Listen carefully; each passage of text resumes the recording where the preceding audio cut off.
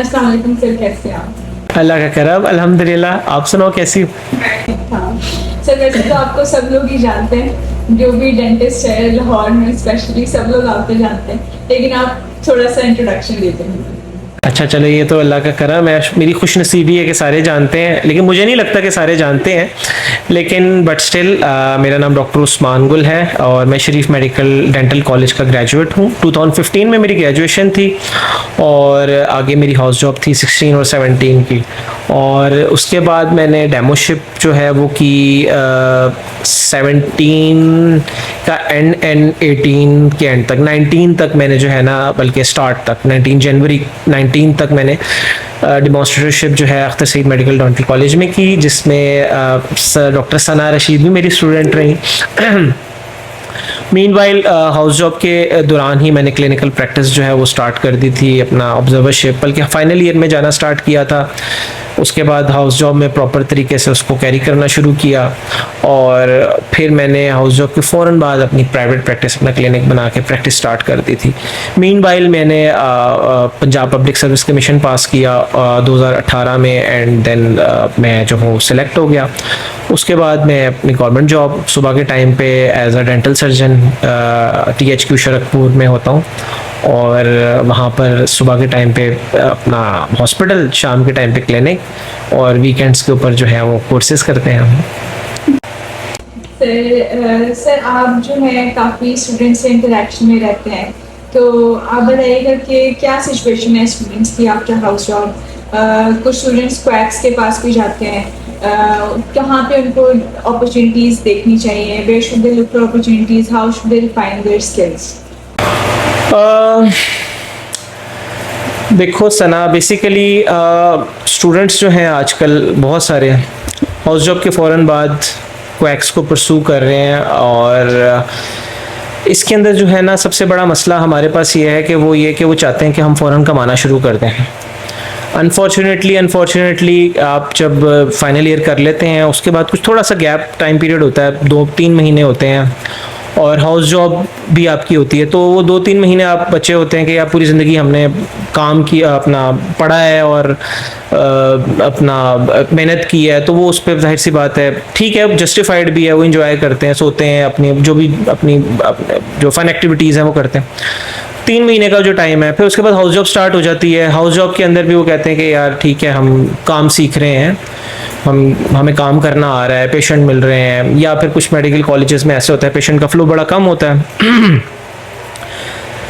फिर होता ये है कि जब 6 महीने गुजर जाते हैं, कुछ टाइम गुजर जाता है, वो कहते हैं कि नहीं, अब यार हम कुछ और काम भी स्टार्ट करते हैं या एक अदर सोर्स ऑफ इनकम, क्योंकि 20 या 30 हज़ार मेरे ख्याल में एक हाउस ऑफिसर को मिल रहा होता है प्राइवेट में। अगर गवर्नमेंट में कर रहा है तो वो तकरीबन 40-50 हज़ार पे समथिंग है, तो वो उसके अंदर जो है वो चीज़ें नहीं मीट हो पा रही होती। अब प्रैक्टिकल लाइफ डिफरेंट है, अब एक्सपेंसेस डिफरेंट है, हर चीज़ जो है, तो वो ये कहते हैं कि अगर वो किसी क्लिनिक पे जाते हैं, किसी प्राइवेट क्लिनिक के ऊपर जाते हैं, किसी ऐसी जगह पर जहाँ पर एक वेल एस्टेब्लिश प्रैक्टिस है, वहाँ पर वो ऑब्वियसली बात है कोई उनको काम करने नहीं देगा। ऐसे वो पहले उनको ट्रेन करेगा, ग्रूम करेगा अपने हिसाब से, या फिर जनरल डेंटिस्ट्री उनको प्रॉपर जो है वो सिखाएगा, फिर उसके बाद वो फिर उनको एज अ जॉब रखेंगे, पहले एज अ ऑब्जर्वर करेगा। तो वो बच्चे ये करते हैं कि वहाँ ये करने के बजाय वो क्वैक्स को PMDC का एक टेम्परेरी रजिस्ट्रेशन चाहिए होती हैं, वो वहाँ पर वो अपना नंबर देते हैं PMDC का,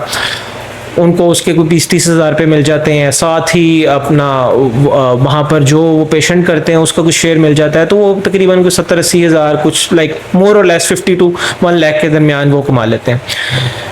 तो इसका ये रीज़न है सबसे बड़ी कि वो एक पैसा कमाना चाहते हैं फ़ौरन, वो सीखना नहीं चाहते, वो सबसे पहले चाहते हैं कि अभी हम आते साथ पैसा कमाना शुरू कर दें, जिसका एक नेगेटिव इम्पैक्ट जो है वो ये पड़ता है कि वो बाद में क्वैक के पास जाके जो रिफ्लेक्सेस उनके बन जाते हैं, क्योंकि वो क्वैक तो एक अच्छी या बड़ी प्रैक्टिस तो नहीं करेगा, जो अच्छा मटेरियल, अच्छी इन्फेक्शन कंट्रोल और इन चीज़ों को देखेगा, और रिफ्लेक्सेस जो हाउस जॉब में आपका रिफ्लेक्स बन जाता है, पूरी ज़िंदगी वो रिफ्लेक्स रहता है। मेरे प्रोफेसर कहते थे जिन्होंने मुझे काम सिखाया, वो कहते थे कि आपने जो हाउस जॉब में जो आप अगर आदत डाल लोगे ना अपनी काम करने की, अपने किसी भी प्रोसीजर के जो रिफ्लेक्स डेवलप कर लोगे, पूरी ज़िंदगी वही रहेगा।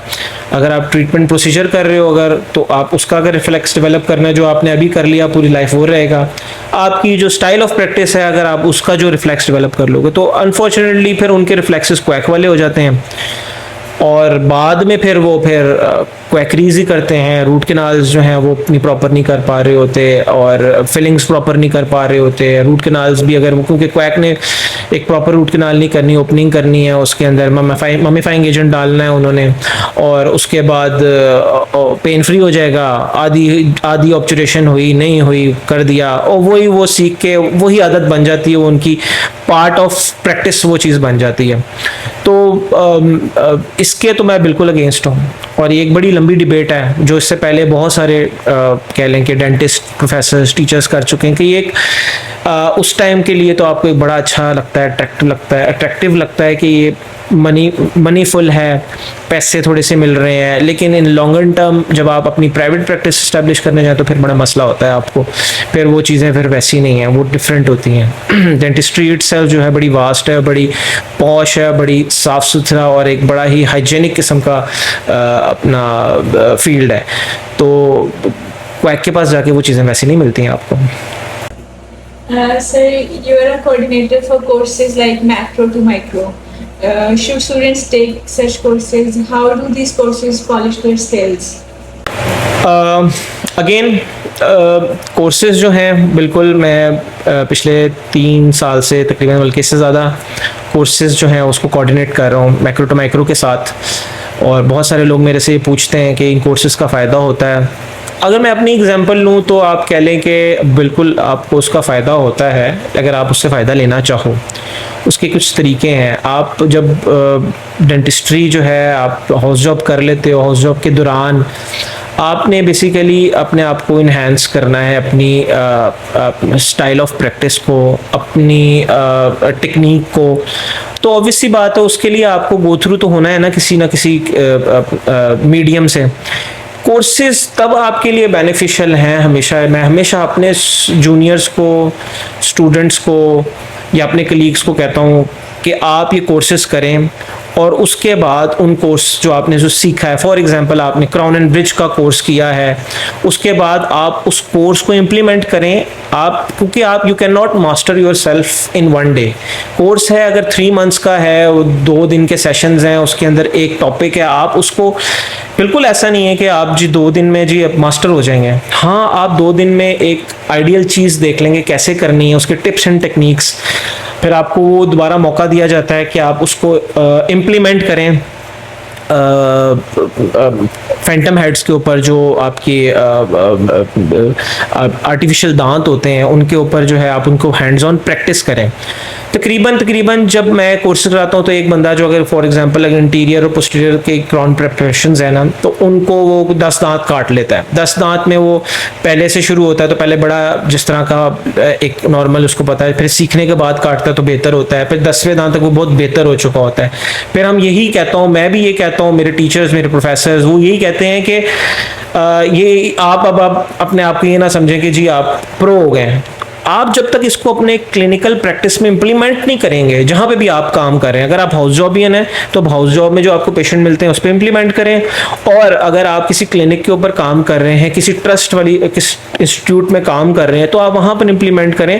क्योंकि हाउस जॉब एक ऐसा प्लेटफॉर्म होता है कि जहाँ पर आपको ये एक कह लो कि ज़िंदगी का एक आखिरी मौका होता है कि जो आपको भी मुफ्त में पेशेंट मिल रहा है, अपने ऊपर कुछ सीखने के लिए आपको ऑब्वियस सी बात है पैसे दे रहा है, वो बेशक इदारे को दे रहा है थोड़े बहुत जो टोकन मनी होती है, बट टीचिंग हॉस्पिटल का ये फ़ायदा है कि आपके पास एक लाइफ टाइम अपॉर्चुनिटीज़ है। ये पाकिस्तान में, बाहर की कंट्रीज़ में तो ऐसा है ही नहीं कि टीचिंग हॉस्पिटल में वो उसके ऊपर जो आपने अगर सीखना है, फैंटम हेड्स पे सीखना है और वर्चुअल लर्निंग है, उसके बाद पेशेंट मिलता है, वो आपके स्टेप्स हैं वो आप क्लियर करोगे, एग्जाम्स करोगे तो आप पेशेंट के ऊपर जा सकते हो। हम तो पहले दिन से 3rd ईयर से पेशेंट के ऊपर होते हैं, एक एक्सपोजर होता है। तो इसका फ़ायदा तब है जब आप उस जो सीखते हो उसको आप इम्प्लीमेंट भी करो जाके अपनी प्रैक्टिस के अंदर, और उसको रिपीटेडली करो, बार बार आप कर रहे हो। आप दो दफ़ा आप कोई प्रोसीजर करने के बाद अपने आप को मास्टर नहीं कह सकते, कोई भी नहीं कह सकता। तो डेफिनेटली अगर आप उसको रिपीटली करते जाओगे तो आप किसी एक्वायर्ड स्किल है, आप किसी से भी ज़्यादा बेहतर कर सकते हो, किसी FCPS वाले से ज़्यादा बेहतर कर सकते हो, किसी प्रोफेसर से अच्छी कर सकते हो, क्योंकि एक एक्वायर्ड स्किल है। अगर आप उसको एक्वायर कर लो, इसको इन्हांस कर लो, अच्छा आप इसको इक्विप कर लेते हो इस टेक्निक को, और उसको आप रिपीटेडली करते हो, अपनी स्किल को पॉलिश करते हो, यू कैन डू। और there are examples, there are many examples. वो जब कभी आप दोबारा आई तो हम उसके ऊपर बात करेंगे। सर, आपको क्या लगता है कि हाउस जॉब के बाद एक रिसेंटली ग्रेजुएटेड स्टूडेंट को FCPS की तरफ जाना चाहिए या फिर प्राइवेट प्रैक्टिस में जाना चाहिए? अगेन सना, हमारे पास ना सबसे पहले आपका माइंड सेट होता है स्टूडेंट का या फिर फ्रेश ग्रेजुएट का, वो क्लियर होना चाहिए कि आपका क्या माइंड सेट है, आप चाहते क्या हो, करना क्या है। Either you want to live in Pakistan or you want to move abroad. If you want to move abroad तो तब तो obvious सी बात है, ये सिनेरियो या केस ही ख़त्म हो जाता है कि आप इन एग्ज़ाम्स की तरफ जाओ।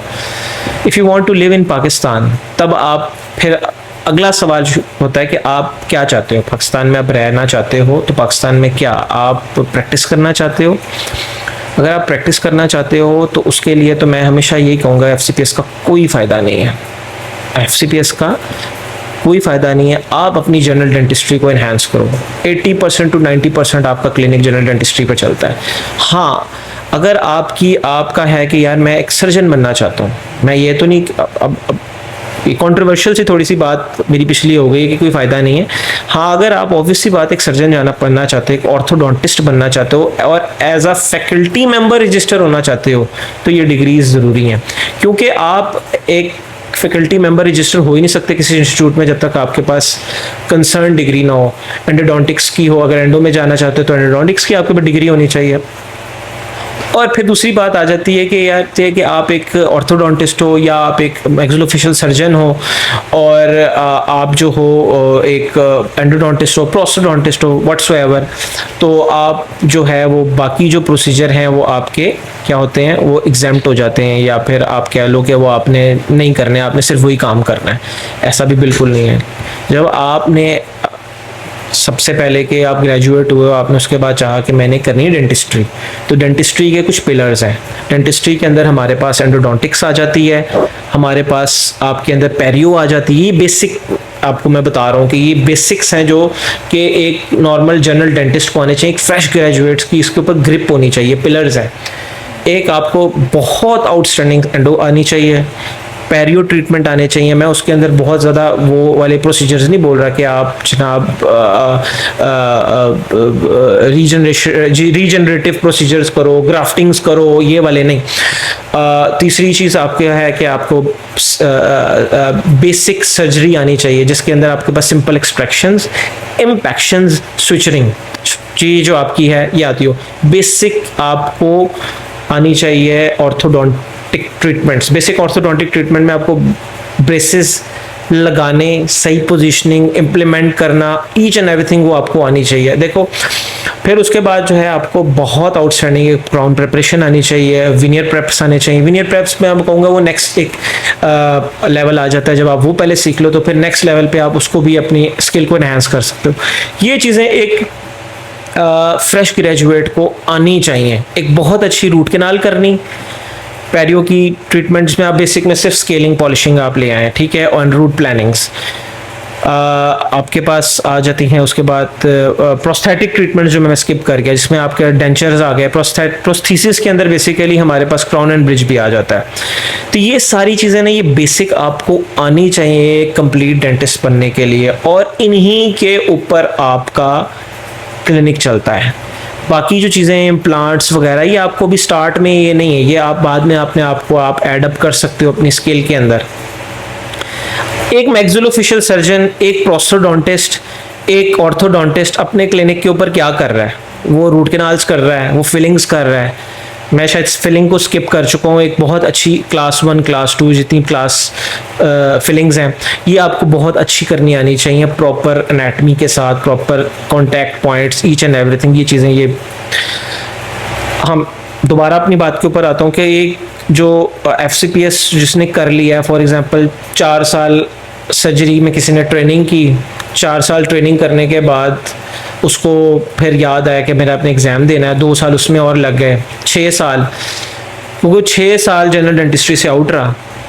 ट्रेनिंग की उसने जिस अपनी रिस्पेक्टिव फील्ड के अंदर ट्रेनिंग की होती है वो उसके अंदर तो स्किलफुल होता है, लेकिन जब वो ऑब्वियसली बात है प्रैक्टिस की तरफ आता है तो वो अपने वो बाकी प्रोसीजर भूल चुका होता है। ये 90% सबके साथ ये होता है। वो फिलिंग करना भी भूल चुका होता है, रूट कैनाल भी करना भूल चुका होता है, क्योंकि उसकी साथ, और जब वो क्लिनिक खोलता है तो वो देखता है कि यार तो कमाई और 90% पेशेंट तो इन चीज़ों का है।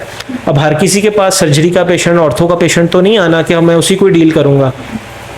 वो स्पेशलिस्ट प्रैक्टिसेस हैं जो कि आप करते हो, लेकिन इनिशियली आपको इधर रहना है पाकिस्तान, तो आपको FCPS का कोई फ़ायदा नहीं है। अगर आपने प्रैक्टिस करनी है, आपने क्लिनिक चलाना है, आपको बहुत अच्छी जो मैंने आपको बताए हैं कि ये प्रोसीजर्स आने चाहिए, जिसके अंदर रूट कैनाल हो गई, फिलिंग हो गई, एक्सट्रैक्शंस हो गई, सर्जिकल एक्सट्रैक्शंस हो गई, फिर उसके बाद आपके पास क्राउन एंड ब्रिज हो गया, विनियर प्रैप्स हो गई, ये आपको, और इन सब चीज़ों से ऊपर जो है ना, जिसके ऊपर मतलब कह लो कि इसके बगैर कुछ नहीं हो सकता, एक अच्छी ट्रीटमेंट प्लानिंग आनी चाहिए।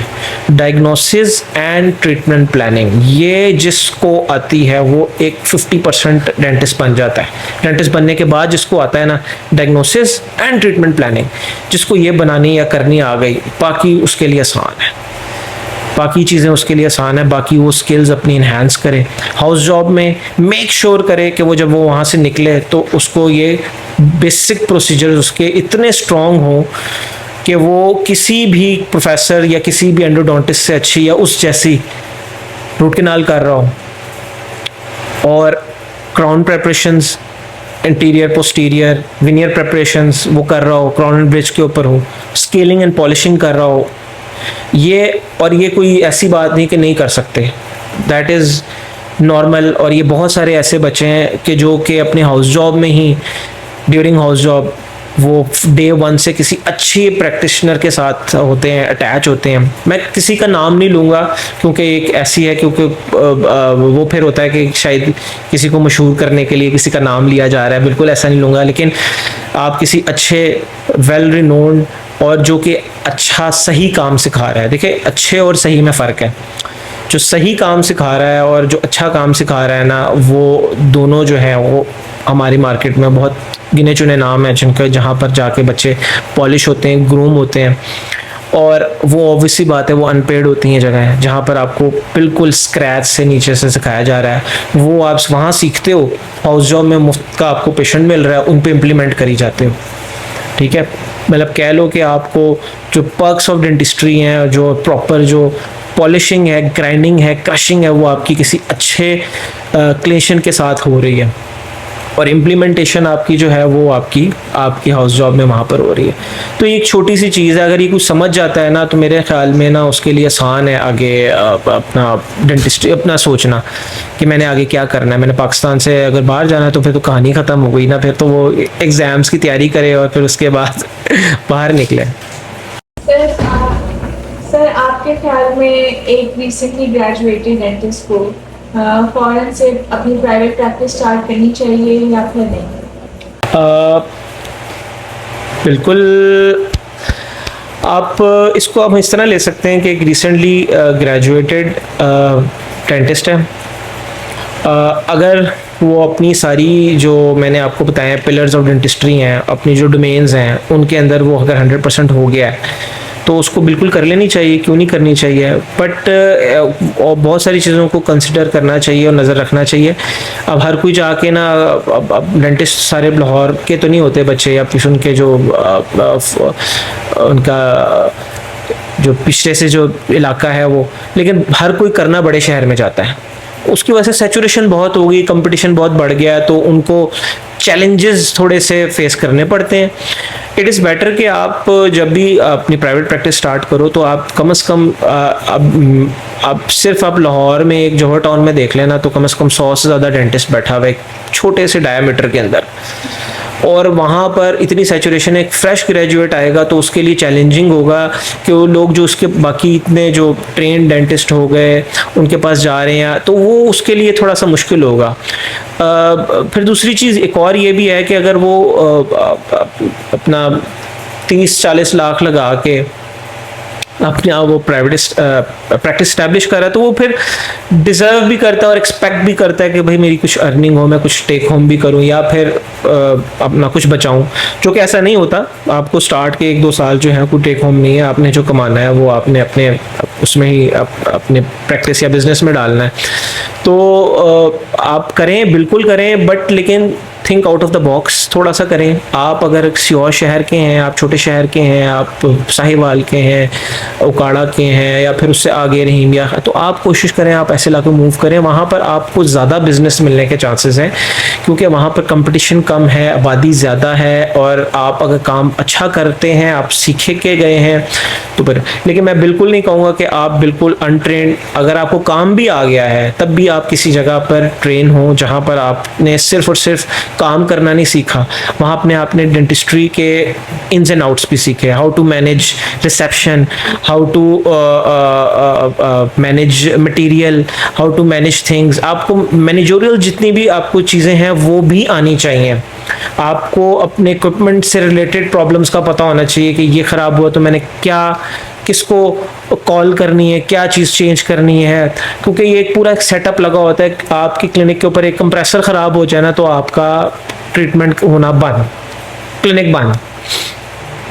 तो आपको ये चीज़ें जो है किसी क्लिनिक पर रह के सीखनी चाहिए। कौन सा मटेरियल मंगाना है, किस कंपनी का है, आपने रेंज ऑफ प्रैक्टिस रखी है कि जी मैंने अपनी रेंज ऑफ प्रैक्टिस रखी है कि मैंने 10-15 हज़ार की रूट कनाल करनी है तो मैं कौन सी रेंज ऑफ मटेरियल रखूँगा। आपने 10,000 की रूट कनाल का रख लिया और इधर मंगवा लिया सारा काम सामान 3M का, तो मेरे ख्याल में आप मीट ही नहीं कर पाएंगे अपने एक्सपेंसेस को और जो आपकी इनकम हो रही है, जो आपके इन्स एंड आउट्स को।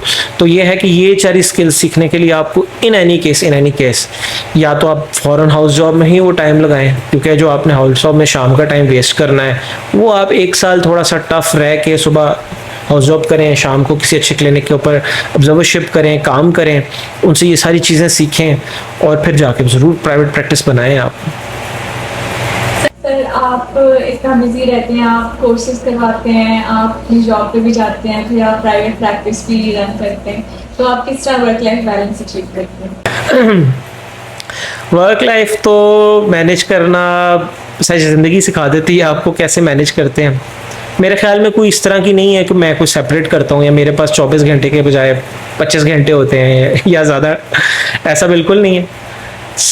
एक नेचुरल सी चीज़ है। हमने अपने पेरेंट्स को देखा, मेरे फादर भी डॉक्टर हैं, वो सुबह जाते हैं, आपके भी जो हैं वो फादर जो हैं वो प्रोफेसर हैं माशाल्लाह, तो उनका भी यही है कि सुबह जनाब 8-9 बजे उन्होंने काम पे जाना है, रात को और 9-10 बजे ही फारिग होके आना है। तो हमारे पाकिस्तान में ना हमने अपने माँ बाप को भी ऐसे ही देखा है और हम भी ऐसे ही हैं कि सुबह से लेकर रात तक काम करते हैं। पहले हॉस्पिटल जाते हैं, फिर उसके बाद अपना क्लिनिक पे जाते हैं, फिर वीकेंड्स पे कोर्सेज़ होते हैं, हम उस कोर्सेज़ को देखते हैं, मैनेज करते हैं। तो वो पहले तो थोड़ा सा होता है लेकिन फिर आदत हो जाती है, क्योंकि आपने जो आपकी स्पाउस है, जो आपका पार्टनर है, उसने भी अपने फादर पेरेंट्स को ऐसे ही देखा होता है कि वो मेहनत कर रहे हैं, जो बाहर मेहनत करते हैं, कमा रहे हैं और तो ला रहे हैं घर, खा रहे हैं, जो याशियाँ लगी हुई हैं, सारा कुछ ईच एंड एवरीथिंग है। तो ये कुछ हटके नहीं है कि मैं जी हटके करता हूँ, सारे ही ऐसे करते हैं। और मेरे ख्याल में जो नहीं कर रहा वो प्रॉब्लम में है। जो इनिशियली ये जो आपकी ज़िंदगी के 25 से लेके 35 साल का टाइम होता है ना, ये एक्सट्रीम स्ट्रगल का होता है जिसमें आप एक्सट्रीम मेहनत कर सकते हो। उसके बाद आपकी शायद बॉडी और आपकी एनर्जीज वैसे नहीं रहती हैं, या फिर आप इतना हैंडसम अमाउंट में चले जाते हो कि आप कहते हो कि अब 2 दिन ऑफ ले लिया जाए, आराम से फैमिली को टाइम दिया, बच्चों को दिया जाए। तो बस ऐसे ही है कि शाम को, रात को बल्कि जाके थोड़ा बच्चों को टाइम देते हैं, ठीक है, सुबह जो है वो उठ के थोड़ा सा टाइम दे देते हैं, वीकेंड्स पे उनके साथ कर लेते हैं। और मैं थोड़ा सा ज़रा कैजुअल हूँ, तो मेरा जब दिल करता है तो मैं छुट्टी करता हूँ, मैं क्लिनिक में पेशेंट नहीं करता, कैंसिल करता हूँ, घर वालों को टाइम दे देता हूँ अब जाके। पहले नहीं था ऐसा, तो अब ये है कि थोड़ा सा कैजुअल हो गए हैं। सर आपकी हॉबीज क्या हैं और आपका कोई फेवरेट सॉन्ग और एक फेवरेट मूवी भी बताएं। अच्छा, हाँ जी, अच्छा, हॉबीज़ तो मेरी स्पोर्ट्स, तकरीबन सारी स्पोर्ट्स जो है, क्रिकेट हम बहुत खेलते हैं, और हम सारे जो मेरे बैच के दोस्त हो गए, मेरे टीचर्स हो गए, मेरे प्रोफेसर्स हैं, मेरे मेरे जो वो बड़े शौकीन हैं, वो बहुत अच्छे क्रिकेटर्स हैं वो सारे। तो अभी तक हम ये है कि वीकेंड्स के ऊपर किसी न किसी तरीके से मैच को अपना टाई अप होते हैं, कोऑर्डिनेट करते हैं, और ना हम क्रिकेट खेलते हैं। और दूसरी एक अच्छी हॉबी जो मुझे पसंद है वो एक्सरसाइज है। वो ऑन एंड ऑफ चलती है, साल में 1-2 महीने जो है, 3 महीने जो है, इसमें बड़ा दबा के जब जिम कर लिया, एक्सरसाइज कर ली। और स्विमिंग मुझे बहुत पसंद है, लेकिन अनफॉर्चुनेटली कुछ डेज, कुछ अरसे, कुछ ईयर्स से जो है वो बिल्कुल नहीं कर की। लेकिन यह है कि स्विमिंग स्कूल लाइफ से करता आ रहा हूँ, तो वो मुझे एक सबसे बेस्ट एक्टिविटी और हॉबी लगती है। तो और स्पोर्ट्स के अंदर ये है कि मैक्सिमम हम क्रिकेट खेलते हैं, बाकी उससे रिलेटेड हर स्पोर्ट्स से रिलेटेड चीज़ है। अगर कुछ भी ना करने को मिले तो हम घर पे बैठ के प्ले स्टेशन फीफा खेल लेते होते हैं। तो वो एक हमारे टीचर्स का, आपके भी टीचर्स हैं वो, ठीक है, हमारे कलीग्स हैं, कुछ सीनियर हैं, कुछ जूनियर हैं, उनका बना हुआ सर्कल, जो जो अवेलेबल होता है उसको हम खींचते हैं, बैठ के कुछ ना कुछ कर लेते हैं। और जहाँ तक सवाल है मूवी का, मूवीज़ देखो, मैसेजफुल मूवीज़ ना अगर मुझे कोई लगी थी ना, मतलब अगर कह लो कि काफ़ी अरसे बाद, मुझे 3 इडियट्स बड़ी अच्छी मूवी लगी थी।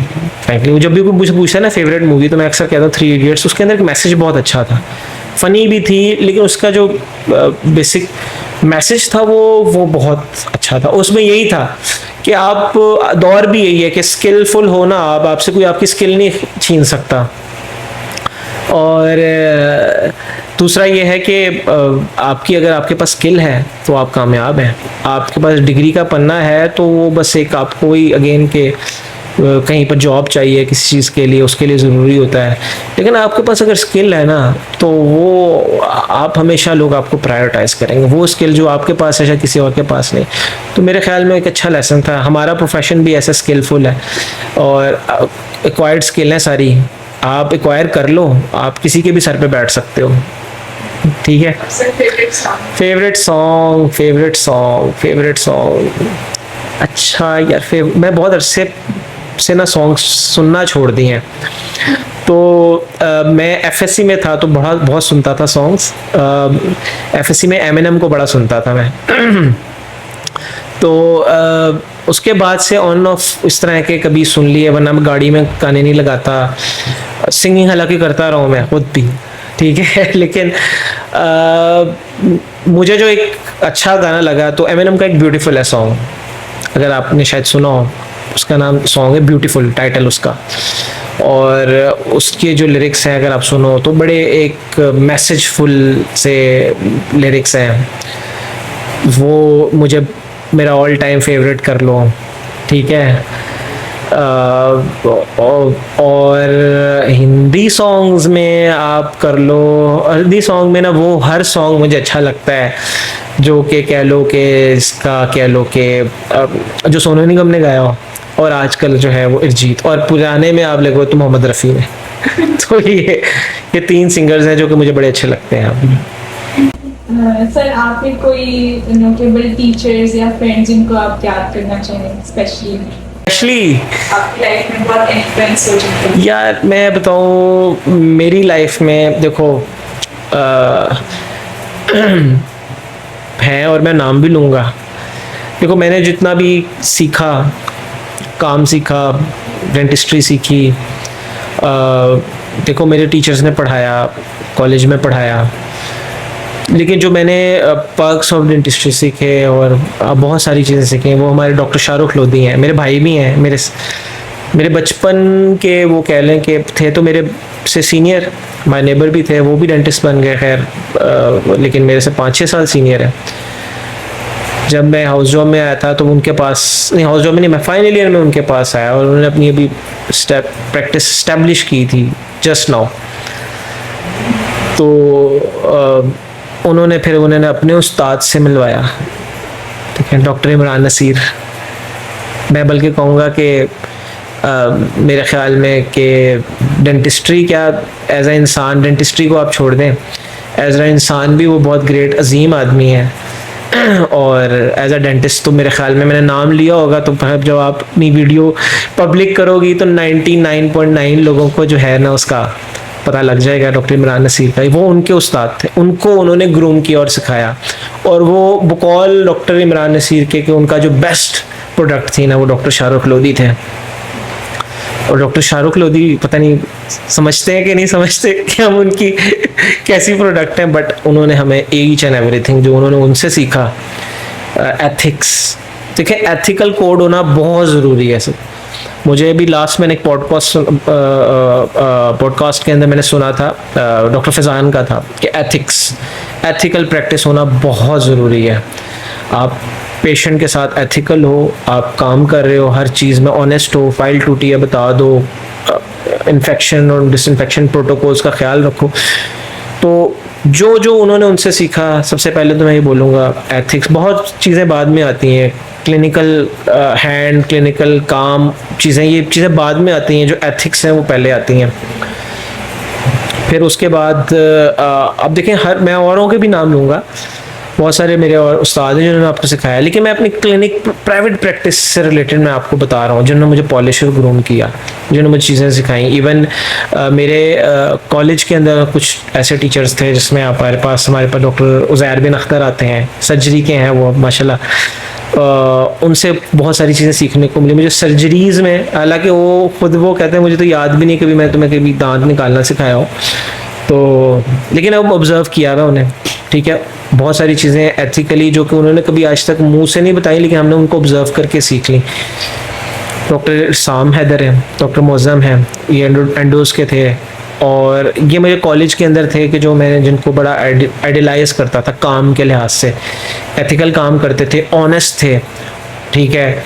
ऐसा नहीं है कि दांत जनाब फिलिंग होनी है रूट कनाल कर दी, रूट कनाल होनी है तो जी फिलिंग कर दी, ये चीज़ें नहीं, ठीक है। मतलब उनसे ये चीज़ सीखी कि ये काम नहीं करने, ठीक है। वो फिर ऑब्वियसली बात है यहाँ पर आके तो इसके ऊपर बहुत स्ट्रिक्टनेस थी कि एथिक्स के ऊपर बड़ा करना है। फिर क्लिनिकल सारा हैंड, क्लिनिकल काम, ईच एंड एवरीथिंग जो है। फिर तो आई गेस अगर आप इसको समराइज़ करें, डॉक्टर शाहरुख लोधी हैं जो मेरे माई बाप गुरु हैं, फिर उनके जो गुरु हैं वो हमारे भी गुरु हैं, वो गॉड फादर हैं, वो डॉक्टर इमरान नसीर। तो ये जो मेरे प्रोफेसर थे कॉलेज के अंदर, वो उनके भी आगे जो है ना डॉक्टर इमरान नसीर के भी वो सारे तकरीबन स्टूडेंट्स ही हैं।